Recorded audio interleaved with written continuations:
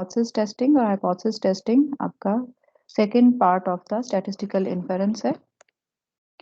इसके first part था estimation, जो कि हमने कल के लेक्चर में कंप्लीट किया था। एस्टिमेशन ये है कि you estimate about the unknown value of a population parameter, and hypothesis testing में ये है कि हम एक एजम्पशन कर लेते हैं about the population parameter and then we will accept और reject that hypothesis about the population parameter. ठीक है, तो ये बेसिकली जनरल डिफरेंस है, प्रोसीजर होगा इसका। तो स्टार्ट करते हैं formally hypothesis testing. So what is a hypothesis? What do you mean by hypothesis?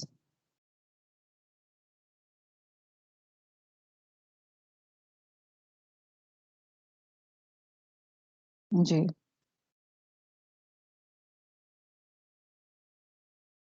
Talha Rahman, what is meant by hypothesis?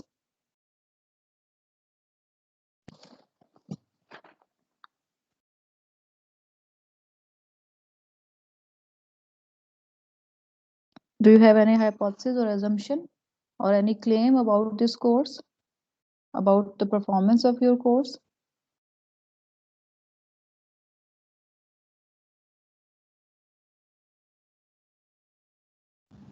Ma'am, कोई guess about the result? Yes. Guess. Guess को फिर हम क्या फिर चेक भी करेंगे या नहीं करेंगे टेस्ट? मतलब थ्रू एक्सपेरिमेंट फिर उसको वेरीफाई करेंगे, या वो एक्सेप्ट हो जाएगा हाइपोथेसिस कंफर्म, या फिर वो रिजेक्ट हो जाएगा? That is before the start of the experiment you assume certain things. यानी आपने एक्सपेरिमेंट से पहले आपको एज्यूम करते हैं कि बेसिकली एक्सपेरिमेंट में मैं क्या चीज प्रूव करने जा रहा हूँ या क्या चीज डिसप्रूव करने जा रहा हूँ, तो उस assumption को हम कहेंगे hypothesis, which may or may not be true. जिसकी जिसकी ट्रूथ आपको आपको एक्सपेरिमेंट से पहले या रिसर्च से पहले पता नहीं होता, एंड देन यू वेरीफाई और प्रूफ और disproof the hypothesis for your assumption. Statistical hypothesis क्या होगा?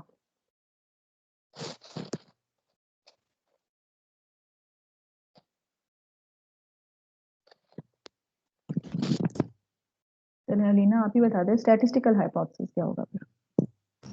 Ma'am may be mean median mode वगैरह के अबाउट के assumption. No, sir. क्योंकि स्टैटिस्टिकल इन्फेरेंस में हमने बात की थी कि हम पॉपुलेशन पैरामीटर को एड्रेस करेंगे, तो यहाँ पे भी हम हाइपोथेसिस बिल्ड करेंगे about the population parameter. So statistical hypothesis is a verbal statement or a claim about a population parameter which is to be tested is called a statistical hypothesis. That is, it may or may not be true and you have to test it in order to prove or disprove the hypothesis, any assumption about the population parameter or any claim about the population parameter. So normally हम ये करते हैं कि hypothesis हमारा contain करता है, hypothesis contains a numerical value. So numerical value उसको contain करना इतना जरूरी नहीं होता. जैसे अगर मैं एक hypothesis claim करूं कि that is this coin is unbiased.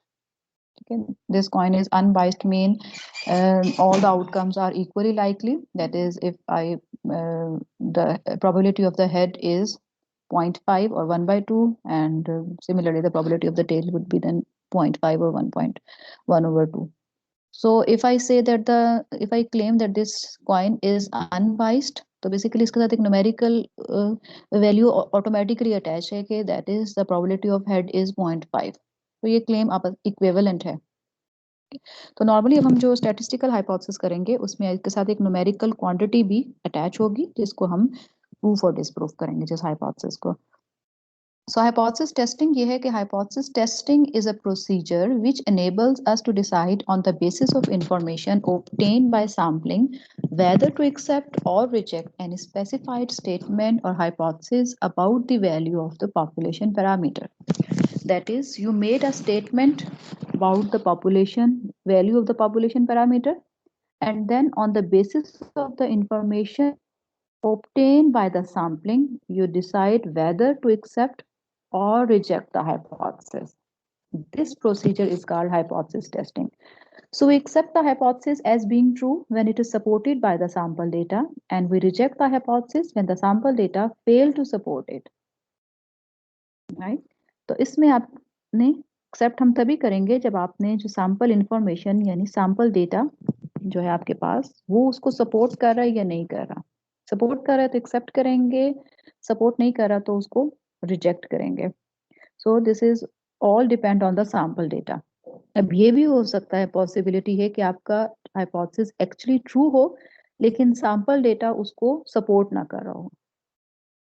So in this case you will commit a error of type 1। और ये भी हो सकता है कि हाइपोथेसिस आपका एक्चुअली फॉल्स हो लेकिन सैंपल डेटा उसको सपोर्ट कर रहा हो।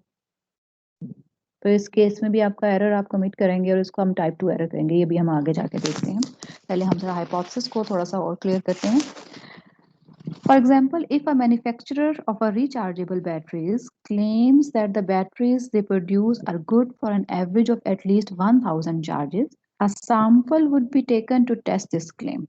Obviously जो भी क्लेम होगा अबाउट द पॉपुलेशन पैरामीटर, उसकी एवरेज के बारे में क्लेम होगा, उसके साइज के बारे में क्लेम होगा, उसकी स्टैंडर्ड डेविएशन के बारे में, वेरिएंस के बारे में, उसकी प्रोपोर्शन के बारे में क्लेम होगा, वो हम सैंपल ड्रा करके ही उसको वेरीफाई करेंगे, उस क्लेम को, उस स्टेटमेंट को, उस हाइपोथेसिस को। ठीक है, तो जब भी हाइपोथेसिस टेस्टिंग होगी वो हम उस स्टेटमेंट को लिखेंगे और एक सैंपल ड्रा करेंगे और सैंपल के डेटा से हम देखेंगे कि हाइपोथेसिस ट्रू है या फॉल्स, हाइपोथेसिस रिजेक्ट करना है या एक्सेप्ट करना है। ट्रू फॉल्स का हमें फिर भी पता नहीं चलेगा।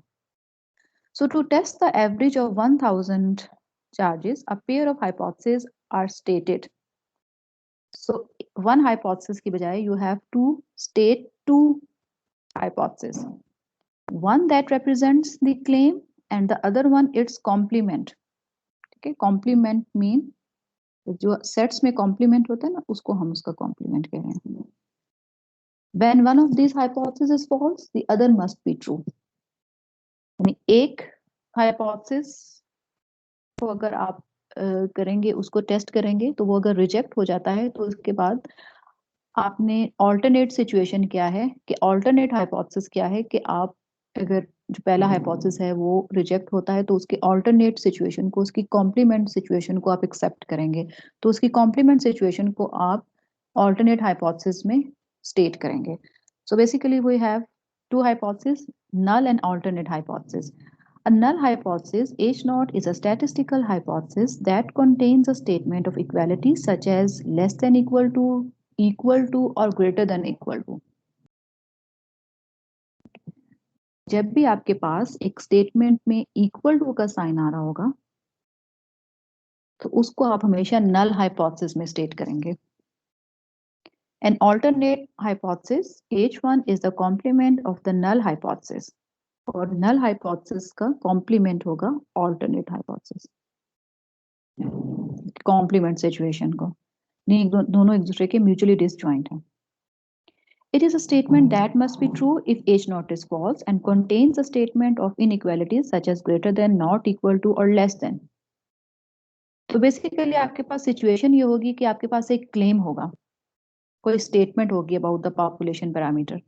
अगर क्लेम में इक्वलिटी का साइन आ रहा है तो आप उस क्लेम को रिप्रेजेंट करेंगे नल हाइपोथेसिस में।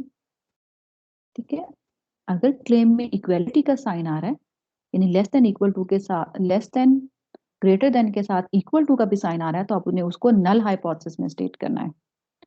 और अगर क्लेम में सिर्फ ग्रेटर देन, लेस देन या इक्वल टू का साइन आ रहा है तो उस क्लेम को आप ऑल्टरनेट हाइपोथेसिस में एक्सप्रेस करेंगे, ये फॉर्म में लिखेंगे और उसके कॉम्प्लीमेंट को नल हाइपोथेसिस में लिखेंगे। ठीक है, जैसे अभी हमने जो सिचुएशन देखी है, क्या manufacturer claims that it's rechargeable batteries have an average life of at least 1000 charges.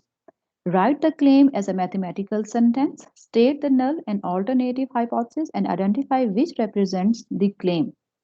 ठीक है, क्लेम क्या है? Average life of at least 1000 charges, ये है क्लेम। ओके, तो क्लेम को लिखें। क्लेम क्या बनता है फिर? At least, that is the average life is at least greater than equal to 1000।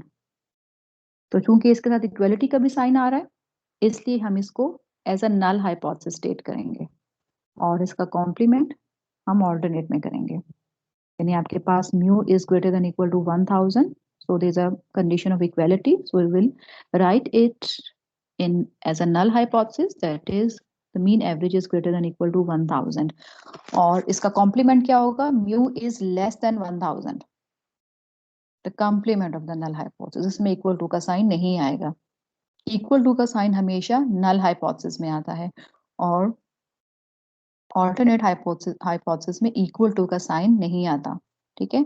Claim आपका नल में भी आप लिख सकते हैं, ऑल्टरनेट में भी लिख सकते हैं, डिपेंडिंग कि क्लेम में इक्वल टू का साइन आ रहा है या नहीं आ रहा। अगर यहाँ पे क्लेम ये होता कि the claim that average life is greater then 1000 charges, तो इसको फिर आप किसमें लिखते, किसमें लिखते भाई, क्या बनेगा नल हाइपोथेसिस,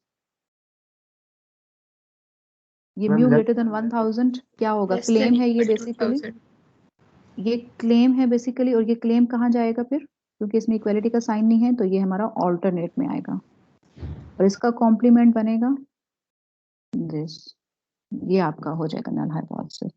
यानी in any of the case अगर आप नल हाइपोथेसिस को चेक कर रहे हैं तो बेसिकली आप ऑल्टरनेट हाइपोथेसिस को भी तो टेस्ट कर ही रहे हैं ना, उसका कॉम्प्लीमेंट तो ऑटोमेटिकली टेस्ट हो जाएगा, यानी अगर एक एक्सेप्ट करना है तो दूसरा रिजेक्ट करना है, अगर एक को रिजेक्ट करना है तो दूसरे वाले एक्सेप्ट कर लेंगे, ठीक है। तो इससे फर्क नहीं पड़ेगा, प्रॉब्लम की नेचर चेंज नहीं होगी कि अगर आप उसको हाइपोथेसिस को यहाँ लिखें यहाँ लिखें, लेकिन जिस चीज का आपने क्या क्लेम को आप नल में लिखें या अल्टरनेट में लिखें, लेकिन जिस चीज का आपने ख्याल रखना है कि इक्वालिटी साइन को हमेशा नल हाइपोथेसिस में लिखना है, क्योंकि जो हम डिस्ट्रीब्यूशन बनाएंगे वो नल हाइपोथेसिस की होगी, उसमें म्यू इक्वल टू 1000 हम मीन कंसिडर करके करते हैं, तो उसके लिए जरूरी है कि आप उसको नल में लिखें, स्टैंडर्ड प्रोसीजर ये है इसका।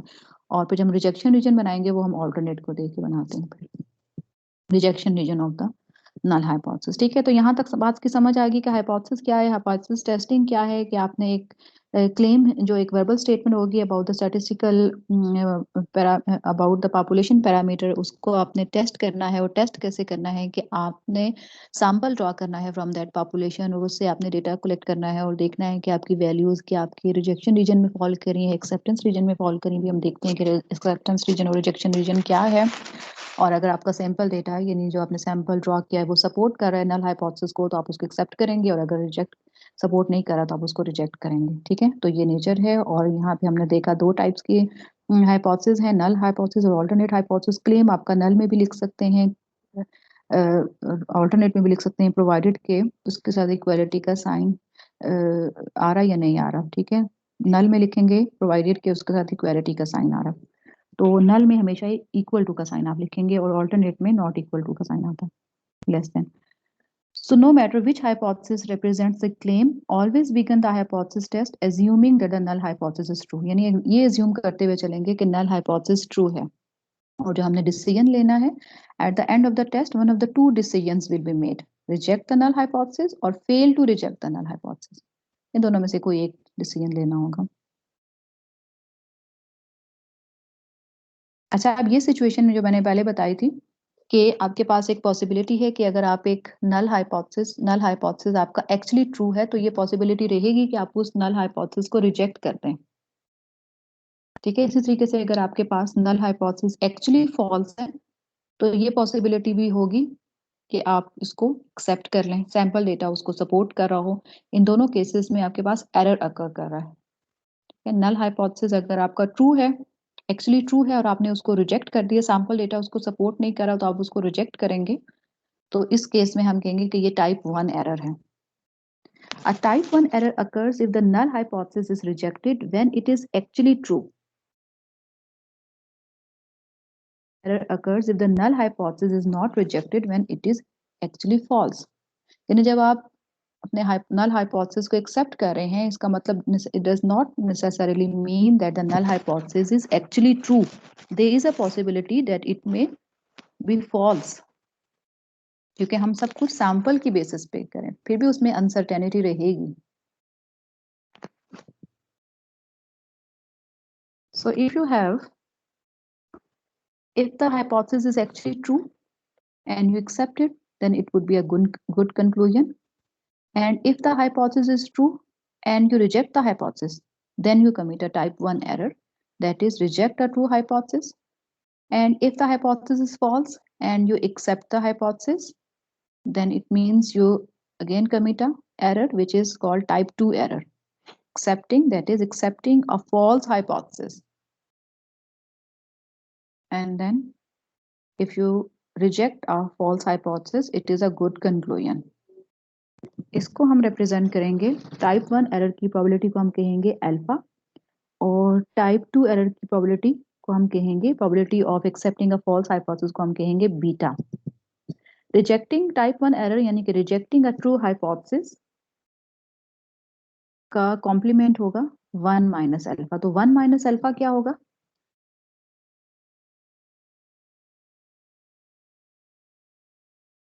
1 minus alpha क्या होगा इसका complement type 1 जी?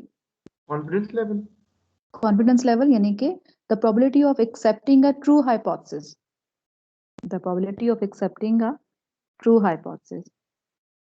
Significance इसको हम कहेंगे confidence level हमारा ये है, और बीटा हमारे पास है the probability of accepting a false hypothesis. तो 1 minus बीटा क्या होगा? The probability of rejecting a false hypothesis. इसको power भी कहते हैं, power of a test. although कि हम इसको यूज नहीं कर रहे होंगे, नॉर्मल हमारी डेली लाइफ में भी होता है कि टाइप 1 एरर और टाइप 2 एरर अकर करते हैं. कोई एग्जांपल है आपके पास?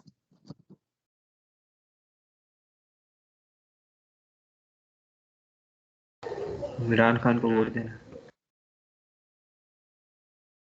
इमरान खान को वोट देना ये एरर है, टाइप 1 एरर है?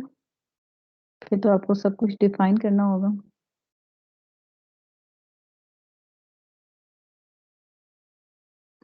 ओके जैसे कोर्ट ट्रायल्स की अगर हम बात करें तो कोर्ट ट्रायल्स में the assumption of law is that is the accused is innocent.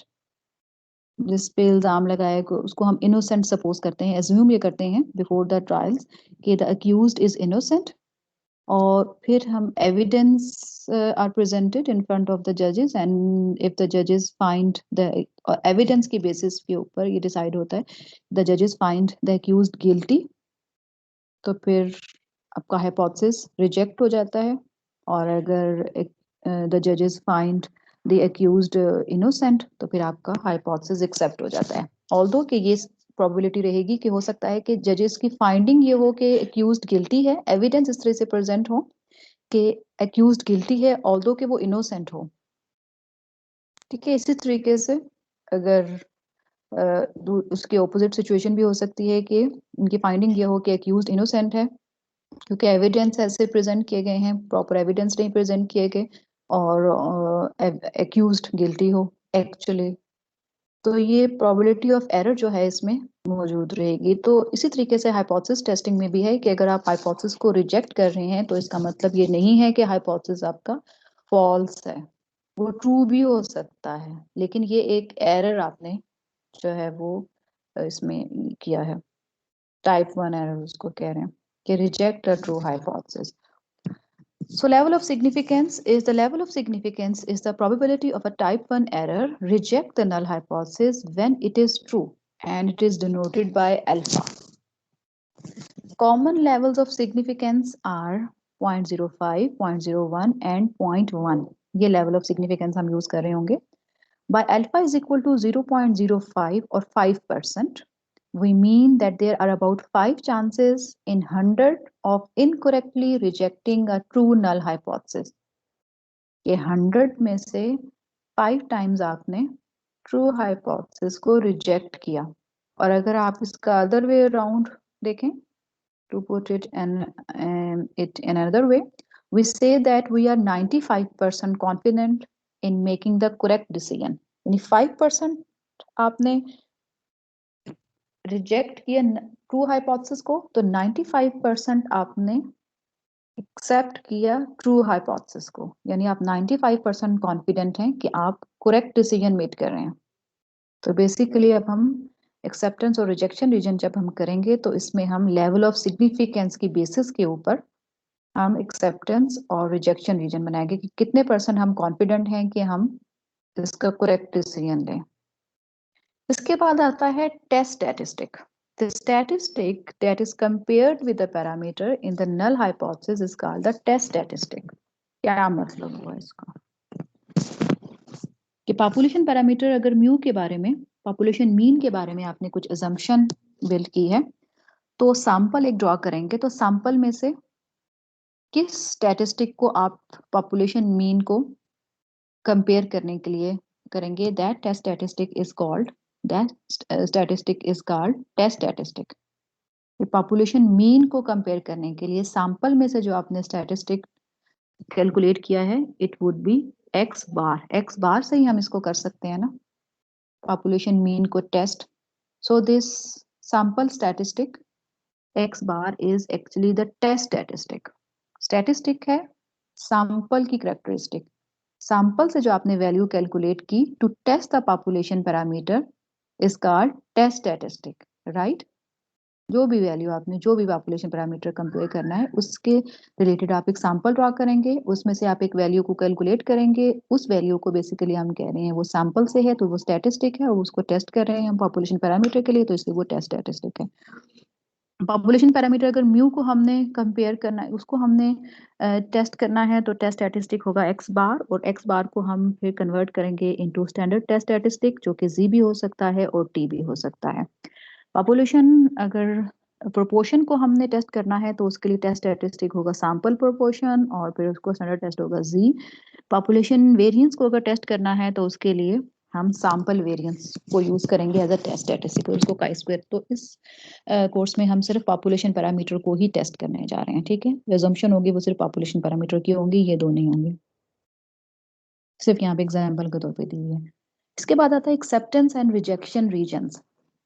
All possible values which a test statistic may assume can be divided into following two mutually exclusive groups।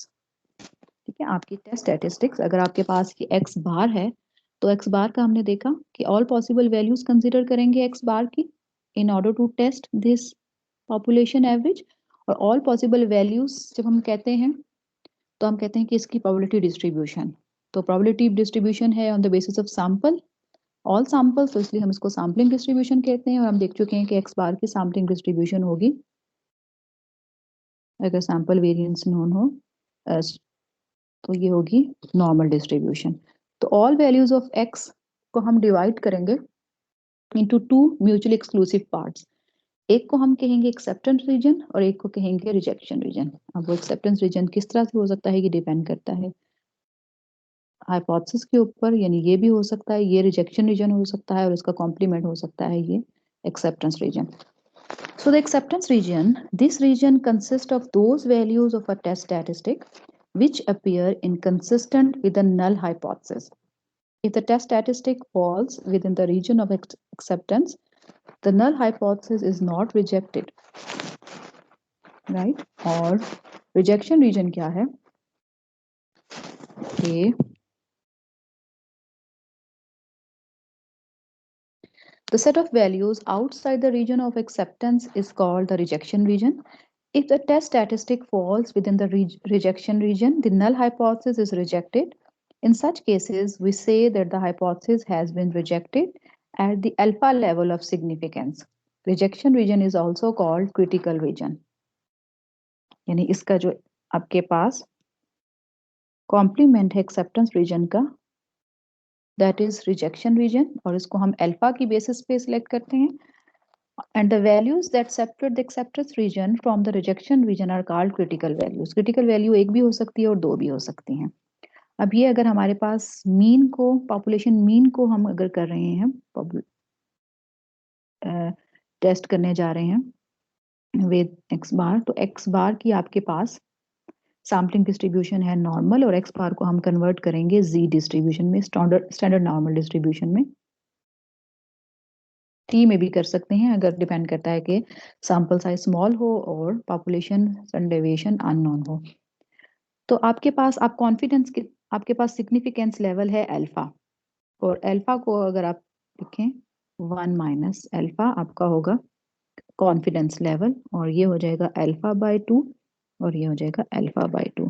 ये आपकी आ गई critical values, और ये कॉरिस्पॉन्ड कर रही है, अगर ये जी डिस्ट्रीब्यूशन आपने जी में कन्वर्ट किया है ये 0 है, क्रिटिकल वैल्यू है माइनस जी अल्फा ओवर 2 और जी alpha over 2।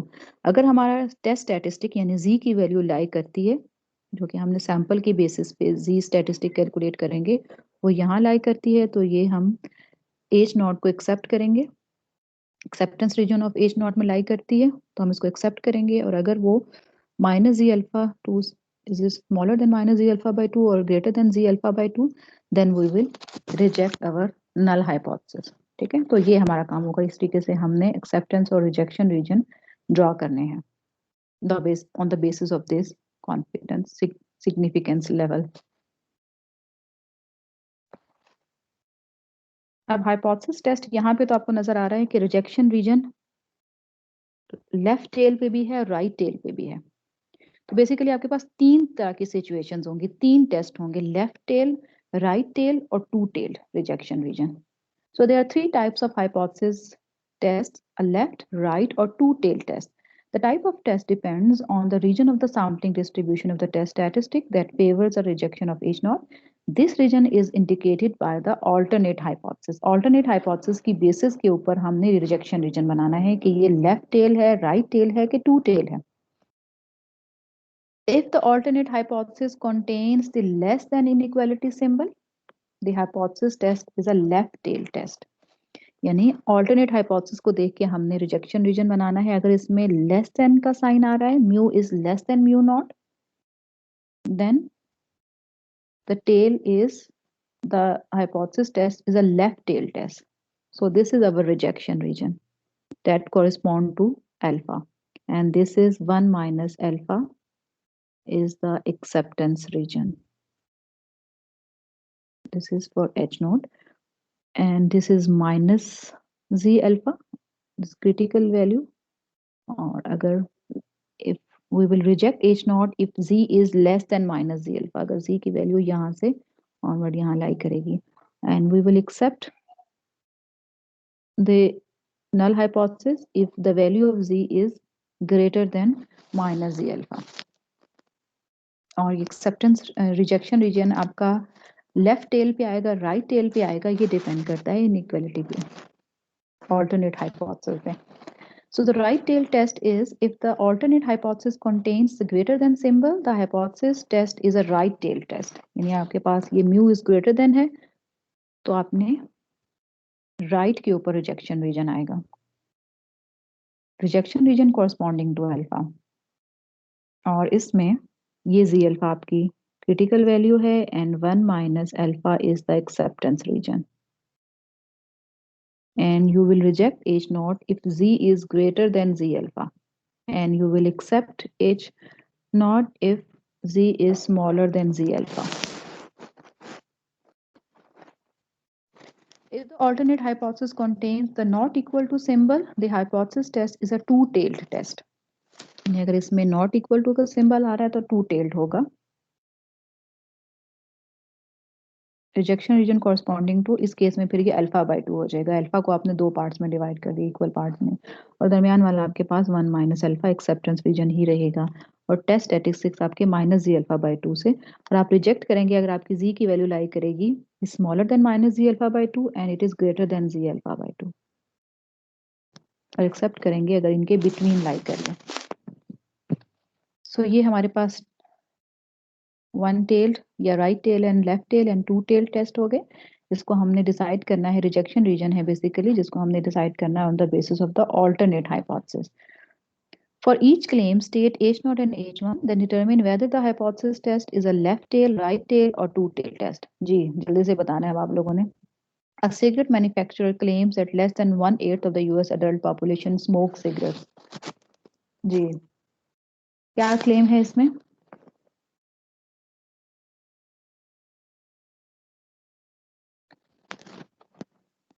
Ma'am less than 1/8 1. of the US adult. Basically proportion है. प्रोपोर्शन आपको गिवन है. Proportion P is less than 1/8, 1/8 which is 0.125. तो ये किस में स्टेट होगा? H0 में, H1 में. ये क्लेम जो है, ये क्लेम है आपका सिगरेट मैन्युफैक्चरर कंपनी का क्लेम है. तो ये H0 में जाएगा या H1 में जाएगा?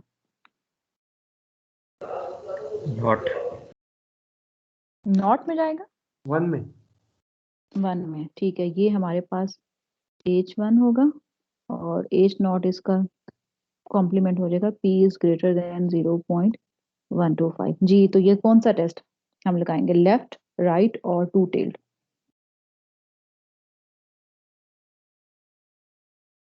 वो हम किसको देख के करते हैं? ऑल्टरनेट हाइपोथेसिस की इनइक्वालिटी को। p इज लेस देन 1/8 है, लेस देन का सिंबल है, तो इसमें हम लेफ्ट टेल टेस्ट यूज होगा, लेफ्ट टेल्ड होगा। और इस वाले में क्या, telephone company claims that the average length of a phone call is 8 minutes. Claim क्या है इसमें? एवरेज इज इक्वल टू 8, इस नॉट में जाएगा और इसका कॉम्प्लीमेंट होगा mu is not equal to 8, और ये टू टेल टेस्ट है क्योंकि ये इनइक्वालिटी आ रही है, नॉट इक्वल टू आ रहा है जी। ये हाइपोथेसिस टेस्टिंग के प्रोसीजर हैं। सबसे पहले first of all you have to state a hypothesis, then you have to set up a suitable significance level which is alpha, then determine the test statistic which you are using. It could be Z or it could be T. Determine the critical region, that is the acceptance region or the rejection region. Perform commutation, that is you calculate the value of Z and determine whether it falls in the rejection region or acceptance region, and then you make the decision. थोड़ा सा इसको ज़्यादा elaborate करते हैं। और step 1 basically है state the null and alternate hypothesis, and these are the all three possible forms of the null and alternate hypothesis. Equality का sign हमेशा null के लिए आएगा, ठीक है? ये all possible forms हैं। क्योंकि हम सिर्फ पॉपुलेशन मीन के लिए करें तो इसमें सिर्फ हम पॉपुलेशन मीन को ही कंसिडर कर रहे हैं। और स्टेप 2 में ये है कि define the level of significance, it would be given to you, if it is not given to you then you will select it as 0.05। Step 3 is choose an appropriate test statistic from the following data. क्योंकि हम population mean mu को कर रहे हैं तो उसको हम sampling distribution लेंगे एक्स बार की, और अगर आपके पास पॉपुलेशन स्टैंडर्ड डेविएशन नोन हो and sample size is large you will be using z this, और अगर स्मॉल हो सिग्मा नोन हो तो भी आप यही जी डिस्ट्रीब्यूशन ही यूज करेंगे। सिग्मा नोन हो एंड लार्ज हो सैंपल साइज तो सिग्मा को आप रिप्लेस करेंगे बाय सैंपल स्टैंडर्ड डेविएशन, उससे एस्टिमेट करेंगे, लेकिन पॉपुलेशन आपकी जो डिस्ट्रीब्यूशन है वो नॉर्मल ही चूज करेंगे। लेकिन अगर सिग्मा अननोन है और सैंपल साइज भी स्मॉल है, लेस देन 30 है, तो उसके लिए टी डिस्ट्रीब्यूशन यूज करेंगे, टी का टेबल यूज करेंगे और स्मॉल एस यूज करेंगे, ठीक है? ये वही टेबल है जो हमने पहले किया था, उसमें आपको इंटरवल्स की फॉर्म में गिवन थी, इसमें आपको स्टैटिस्टिक की फॉर्म में गिवन है, स्टैंडर्ड स्टैटिस्टिक्स हैं। बेसिकली स्टैटिस्टिक तो आपके पास एक्स बार है, एक्स बार से ही हम सैंपल मीन से ही हम म्यू को टेस्ट कर सकते हैं ना, लेकिन हम इसको स्टैंडर्ड टेस्ट स्टैटिस्टिक में कन्वर्ट करेंगे, जी में या टी में, ठीक है? ये बात है रिजेक्शन रीजन। रिजेक्शन रीजन अभी हमने देख लिया है कि हमने कैसे बिल्ड करना है on the basis of alternate hypothesis. अगर नॉट इक्वल टू का साइन है तो टू टेल है, लेस देन है तो लेफ्ट है टेल्ड है, और अगर ग्रेटर देन है तो राइट टेल है, ठीक है? और ये आपके पास रिजेक्शन रीजन की वैल्यूज है, ये तो आप उधर से देख के भी लिख सकते हैं, ये याद करने की जरूरत नहीं है। इसके बाद कंप्यूटेशन होगी, यानी वैल्यू ऑफ जी और टी आपने कंप्यूट करनी है, यानी ये जी और टी आपने कंप्यूट करनी है, और फिर आपने देखना है कि आपकी वैल्यू ऑफ जी लाई करती है इस इंटरवल के अंदर या नहीं, रिजेक्शन रीजन में नहीं, और उसकी बेसिस के ऊपर फिर आपने कंक्लूड करना है कि you have to reject H naught और accept H naught on the basis whether your calculated value of z or t falls in the rejection region or not, ठीक है? तो सारे steps explain हो गए, आप questions करें। A process, question 1 is, a process is in control when the average amount of instant coffee that is packed in a jar is 6 ounce. The standard deviation is 0.2 ounce. A sample of 100 jars is selected at random and the sample average is found to be 6.1 ounce. Is the process out of control?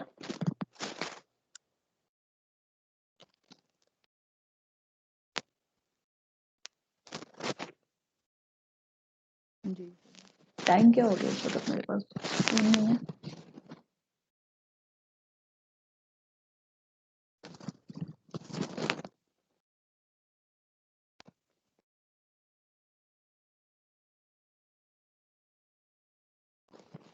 चले हैं हमारे पास अभी 1 minute. Okay जी, क्या है इसमें? Claim है या assumption है? क्या assumption है इसमें? Process is in control when the average amount of instant coffee that is packed in a jar is 6 ounce. The average amount of the coffee should be 6 ounces. that is mu is equal to 6. यही है, यानी हमने process of in control को हम ऐसे define कर रहे हैं कि अगर हमारे पास average that is packed in the jars is 6 ounces, तो फिर हम उसको इन कंट्रोल कहेंगे with a standard deviation of 0.2 ounces. और हमारा फिर फर्स्ट स्टेप है state the null and alternate hypothesis, क्योंकि mu is equal to 6, equal to का साइन आ रहा है तो इसलिए हम इसको क्लेम को या इस ऑब्जर्वेशन को या स्टेटमेंट को हम लिखेंगे एज अ नल हाइपोथेसिस, और ऑल्टरनेट होगा इसका complement mu is not equal to 6. ठीक है, ये हमारे पास हो गया स्टेप 1. और इसको टेस्ट करने के लिए a sample of 100 jars is selected at random and the sample average is found to be 6.1 ounces. Is the process out of control? यानी सैंपल की बेसिस के ऊपर. अब सेकंड स्टेप है कि select the significance level which is given to you. Alpha is equal to 0.05. And the third step is test statistic आप अपना select करें कि कौन सा statistic से आप इसको mu को check करेंगे. x bar होगा, लेकिन फिर हमने इसको देखना है कि standard normal test statistic हम कौन सा use कर रहे हैं. n है आपके पास 100 which is greater than 30.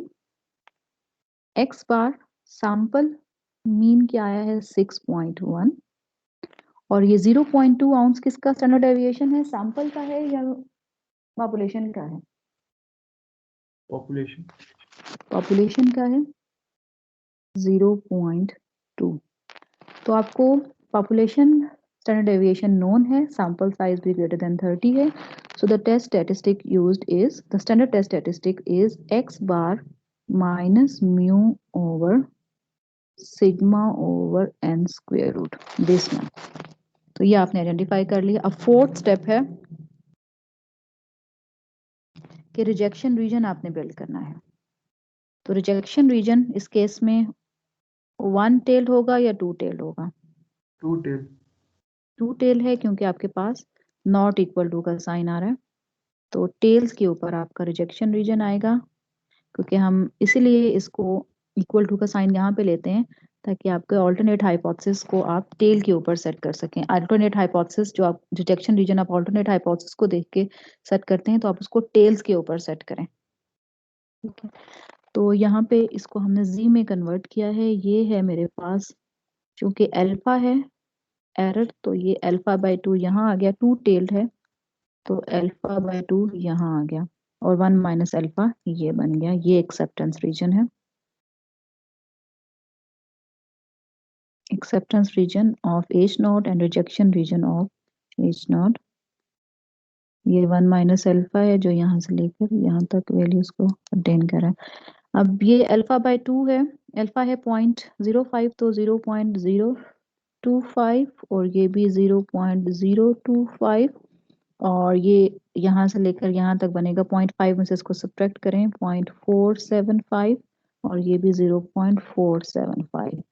ये वैल्यूज आपके पास हैं critical values, minus ji alpha by 2 और ये जी अल्फा बाय 2. ये आपने अब टेबल से देखनी है. टेबल की बॉडी में आपने 0.475 को देखना है. 0.475 पे क्या वैल्यू के एरिया में जी की क्या वैल्यू आ रही है. तो ये हम पहले भी कर चुके हैं, 1 माइनस 1.96 और ये 1.96.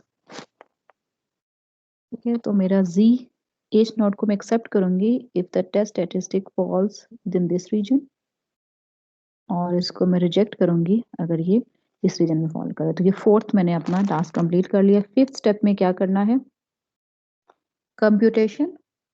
ये कैलकुलेट करना है z is equal to x bar minus mu over sigma over n square root, which is x bar is 6.1 minus mu जो हमने एज्यूम किया है 6 के इक्वल, सिग्मा इज 0.2 ओवर 100.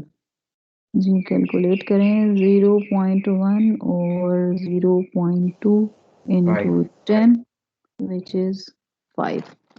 ये 5 के इक्वल आ गया। तो अब 5 कहाँ लाइक करेगा इस रीजन में? ये तो 0 है। 5 कहाँ लाइक करेगा? यहाँ कहीं आगे।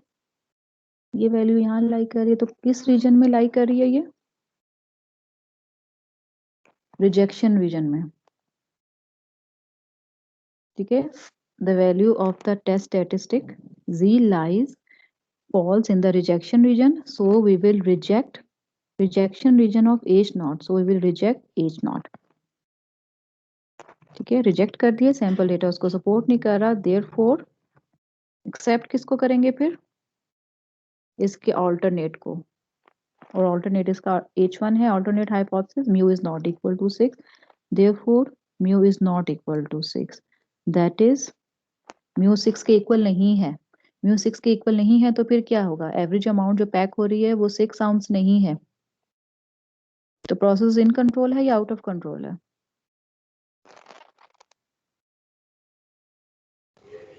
Out of control. Process is out of control. ठीक है, तो बेसिकली ये प्रोसीजर है जो हमने फॉलो किया क्वेश्चन को सॉल्व करने के लिए।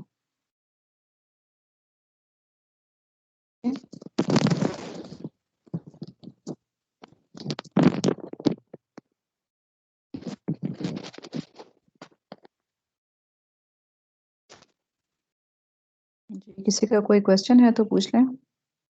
क्वेश्चन 1 हमने किया है, क्वेश्चन 2 जो है इसमें सॉल्व भी हो गया। क्वेश्चन 2 आपने खुद कोशिश करनी है करने की, खास तौर पे क्वेश्चन नंबर इसका फर्स्ट पार्ट, वरना हम इसको सेकंड को हम वरना हम नेक्स्ट क्लास में इसको देखेंगे। इसके बाद क्वेश्चन 3 भी हम करेंगे, 4 भी, 5 6 7 तो मेरे ख्याल में अब आप खुद कर लेंगे 6 और 7। तो ये आपने इस वीकेंड पे इसको कोशिश करनी है करने की, अदरवाइज ये जो 2 3 हैं ये हम करेंगे नेक्स्ट क्लास में, और 4 भी कर लेंगे, बाकी फिर आपने खुद करने होंगे। ठीक है, तो आज से लेक्चर से रिलेटेड कोई क्वेश्चन है? No ma'am. सारा समझ आ गया शहरियार उमर? Yes ma'am.